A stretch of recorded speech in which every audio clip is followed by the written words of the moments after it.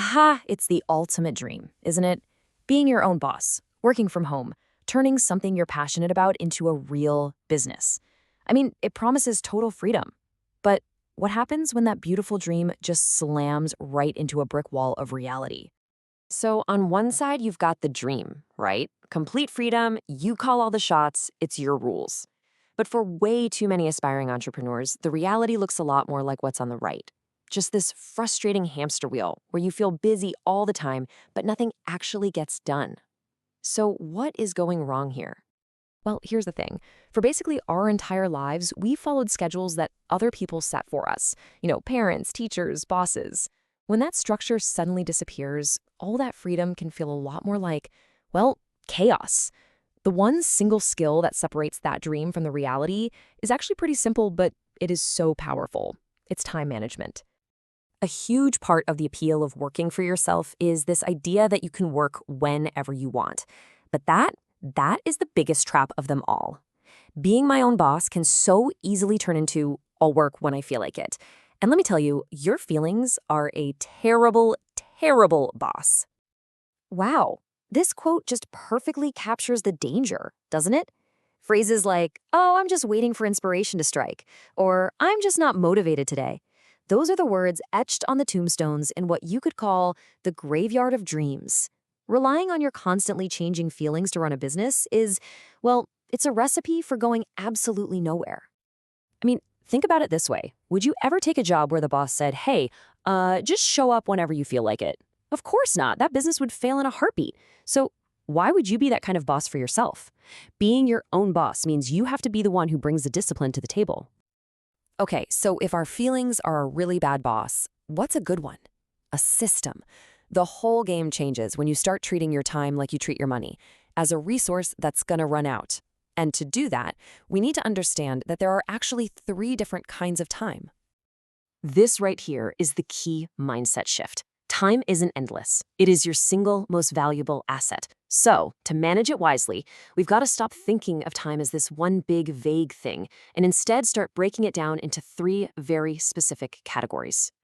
And here it is. This is the simple framework that can bring some order to all that chaos. All of your time, every single minute, fits into one of these 3 buckets. You've got work time, you've got leisure time, and you've got spare time. The secret, the real magic, is understanding the different rules for each one. All right, let's dive in and break down the rules for each type of time, because really understanding what goes in each of these buckets, and more importantly, why, that's how you finally start to make some real, tangible progress. Okay, first up, work time. Even if you're just starting out part-time, those hours have to be scheduled and they have to be prioritized. This is not a hobby. This is the work that's going to build your dream. You have to treat it with the exact same seriousness as you would any traditional job. This right here, this highlights the single biggest mistake that new entrepreneurs make. They confuse part-time with spare time. Your business cannot be an afterthought that you just try to squeeze in whenever you have a free moment. No, it has to be a planned, scheduled commitment, period. And you have to ask yourself this tough question. You show up and honor the hours a boss gives you to build their dream, right? So shouldn't you honor the hours you set for your own dream even more? If you schedule work from 1 to 5, then that time is sacred. All right, next up is leisure time. And this is not just time when you're not working. No, this is scheduled, prioritized time specifically for rest and rejuvenation. The key here is that unmanaged leisure, just taking time off whenever you feel like it, is just as damaging as unmanaged work. Planned rest is absolutely essential for high performance and for avoiding burnout. And finally, we have spare time. This is what's truly left over. It's the unscheduled, unprioritized moments that are perfect for spontaneity. The critical, fatal mistake is treating your dream, your business, as a spare time activity. You will never, ever build a successful business if it always comes last. And this table just makes it crystal clear. I mean, look at this. Notice that both work time and leisure time are high priority. One requires a mindset of total commitment, while the other is planned and protected. Spare time is the only one that's low priority, the one treated as just leftover. Your business belongs in that top row, not the bottom one. Okay, so you have the framework. You see how it works. Now what?